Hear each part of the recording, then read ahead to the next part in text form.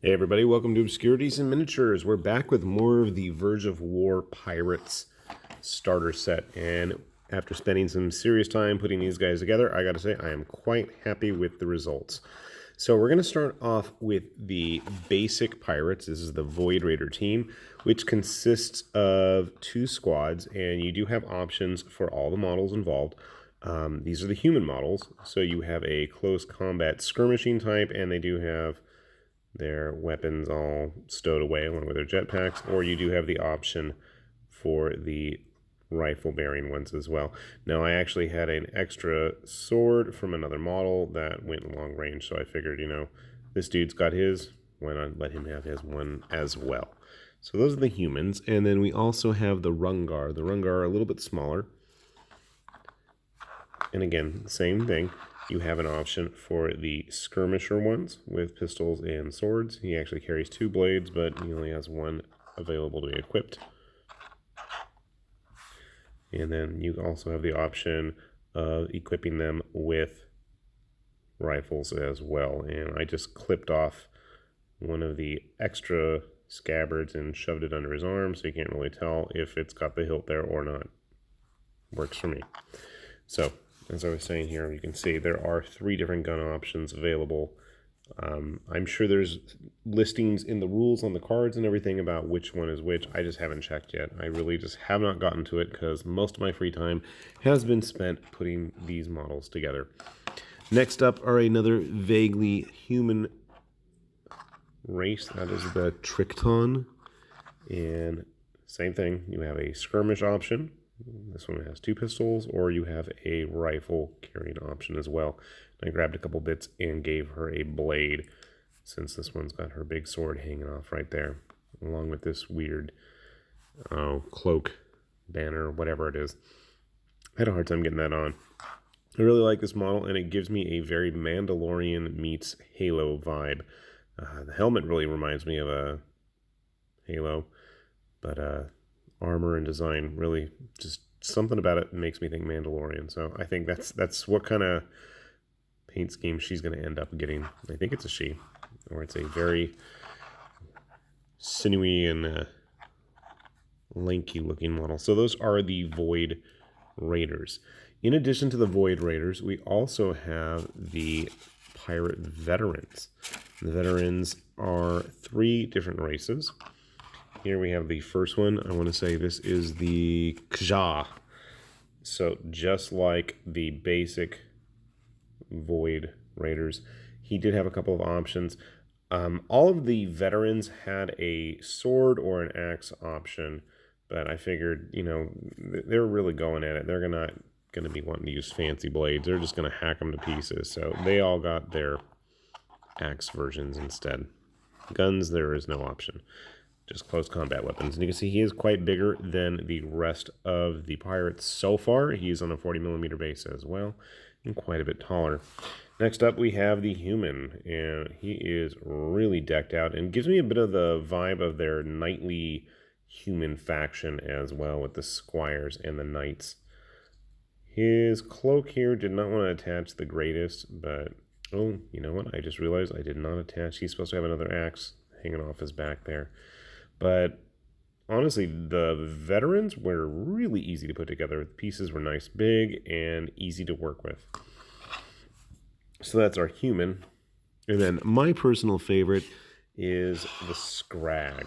And the Scrag is a vaguely reptilian, and I mean vaguely in the loosest sense, because he's obviously got a big old tail, but he is a very reptilian and heavily armored pirate as well. I didn't glue him down just because I want to be able to get to that tail yet, and he seems to have pretty decent balance.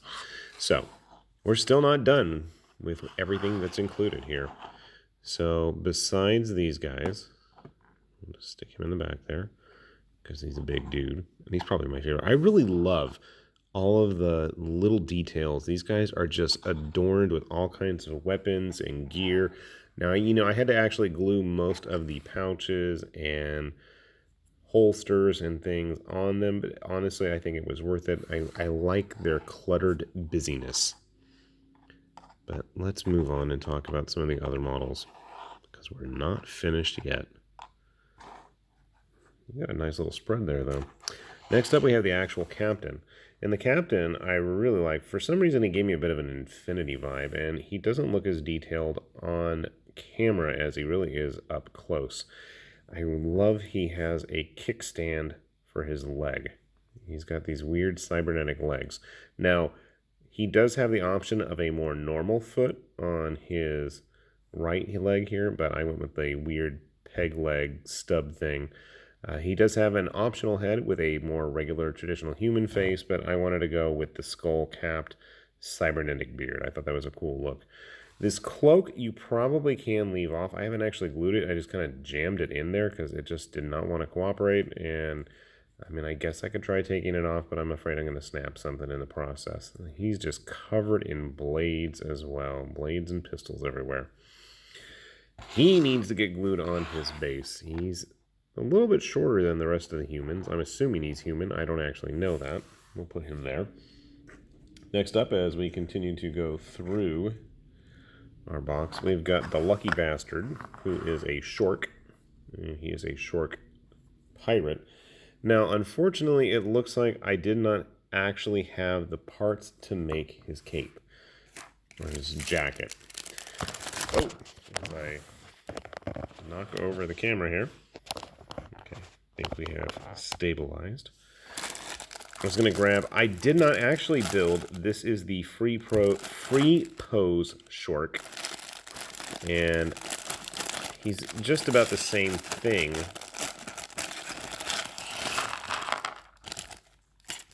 as our other Shork, except he does have the parts to make his cape. I wonder if it'll work on this one.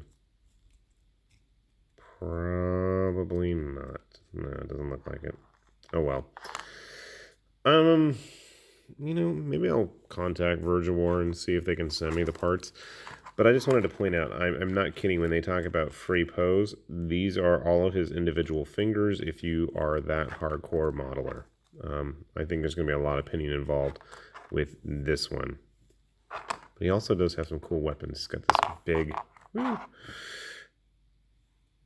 Gatling gun cannon and a anchor-like blade and a boring regular axe thing. Anyway, we'll set them aside. I think the big thing with our Lucky Bastard friend was his massive pile of treasure. Now, this did not want to go together very well at all.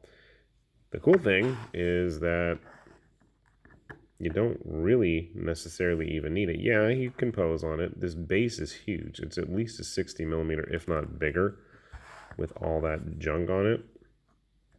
It's very mirrored. But he poses just fine as well without it. So I'm thinking I'm probably going to keep him off of this just because I know with some of the other games we play, the height is going to be a problem.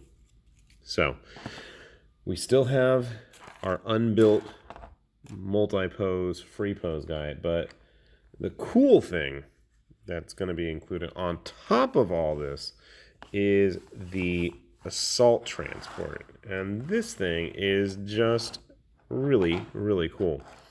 Came in a lot of pieces, and I'll admit it was not the best cast. You can see there's some huge gaps that are going to need to be filled there on the turret.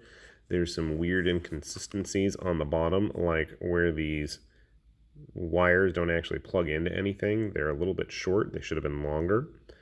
You can see some gaps there. Nothing disastrous, but this is just a cool little toy to have included. And I mean, I want to say that a lot of the other starter factions actually had some kind of vehicle or large centerpiece type object like that. And I don't know where I put it now, but I'm assuming this little stand here is supposed to be like a typical flight stand, so you can actually have it hovering on the table. I mean, it has the base with it. You don't really necessarily need the base. So I can zoom it out a little bit, give you a better view of it. But I mean, you actually can have all your dudes hanging out on it. Obviously, you might want to glue the turret's barrel a little bit higher than I did, and obviously if you're going to put the 40 millimeter guys on there, it's going to get crowded really quickly. But I'm just really liking this. This is a cool little toy. And I got to say, my first thought was, this thing, since it's got that closed cockpit on it,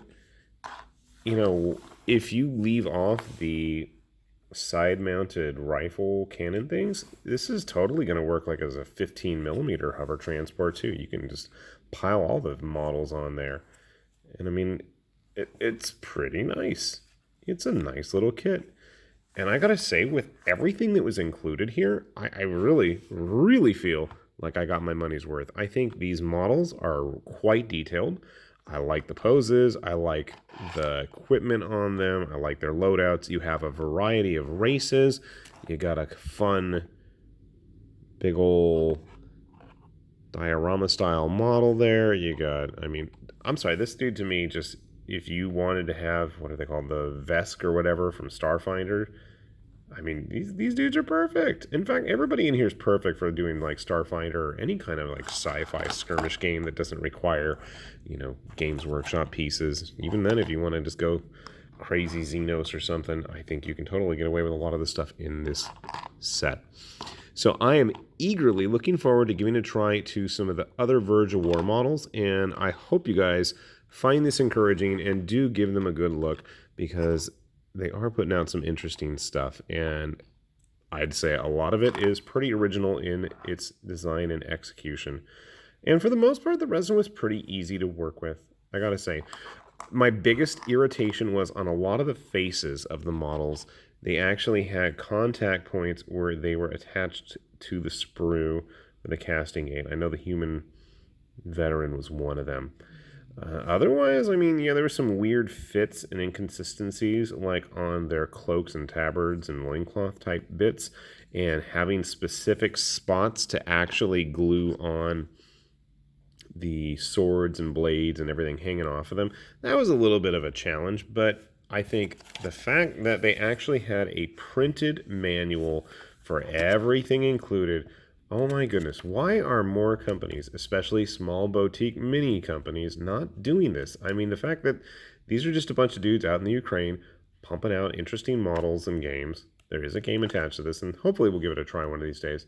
It's just impressive, and I'd like to see that more, well, from everybody, because, it's cool that they're trying to set the bar high. And here you can see some of those optional bits there for the captain himself. I'm just really pleased with what I got here. Some possible painting ideas.